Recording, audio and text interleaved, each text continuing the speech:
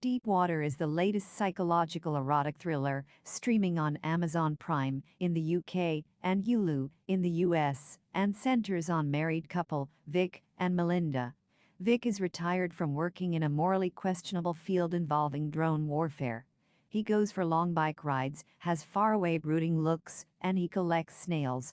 Melinda, meanwhile, is a fun-loving wife, but she's also a bit of master manipulator, knowing exactly how to push people's buttons, especially Vic.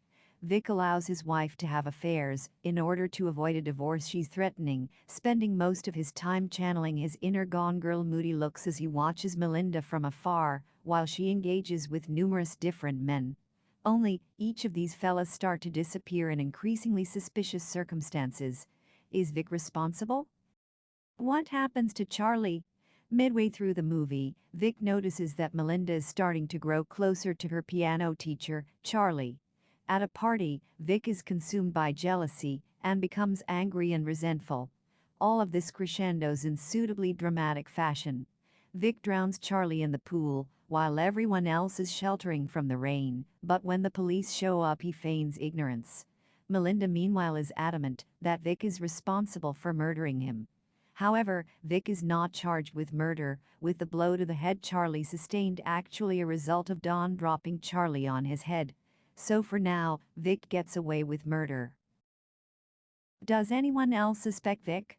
After this event, and an earlier one involving a boy called Joel whom Vic boasted about murdering a guy who grew close to his wife, Don starts to exhibit some suspicions over Affleck's brooding character. With the help of Melinda, Don hires a spy to dig into Vic's history. Only, Vic soon learns that his wife was actually involved in this too.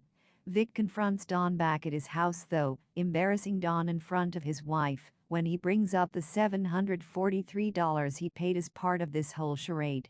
After Charlie's death and the pie gig, everything escalates when Melinda grows closer to Tony Cameron, playing further mind games with Vic in the process. During dinner at their house, Tony suggests they cook some of Vic's snails, but given Vic's fascination and obsession with these mollusks, it doesn't go down particularly well. The next day, Vic drives an unsuspecting Tony out to the woods, where he smacks him in the head with a rock.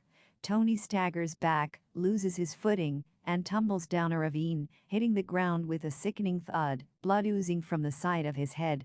Vic decides to cover everything up and ties rocks to Tony's body with his belt.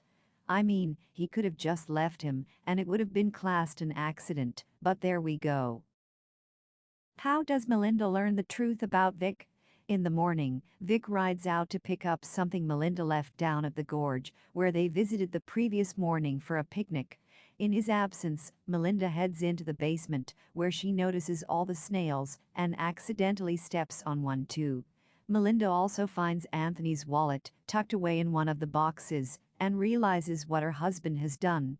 Meanwhile, Vic starts fishing around with the dead body, trying to hide it from view, but Don finds him there red-handed, having earlier followed him himself. Don's found Melinda's red scarf, but when Tony's hand floats to the surface, he realizes Vic has killed him and hurries back to his car, desperate to get away. Vic follows on his bike, trying to chase Don, while he's speeding down the dirt track, and he catches up too. Vic takes a shortcut, rockets in front of Don's car, and tumbles over the handlebars to the ground. Don swerves to miss him and ends up careering off the path and into the water below. So naturally, Vic rides home again. How does Deepwater end? The final shot of the movie echoes back to the start as Melinda tells Vic that she's seen Tony, referencing the wallet she found earlier in the basement. Melinda burns Tony's ID, accepting Vic's behavior as he's the only one who has actually stayed with her through her crazy mind games and manipulation. By the end of the movie, we see Melinda has fully accepted Vic's murderous behavior, while also coming to terms with her own insecurities and flaws. Melinda has spun that into a twisted form of love, hence why she's so hot and cold with Vic at different moments of the movie. We don't see the fate of Don here though, but it's safe to assume he's probably dead.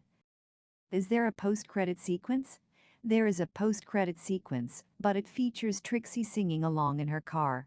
A bizarrely cutesy ending to what's otherwise a rather bleak and pretty disappointing ending to this film. Thanks for listening. Ending Explained. What did you think of the ending? Have we missed anything? Let us know your thoughts in the comments box.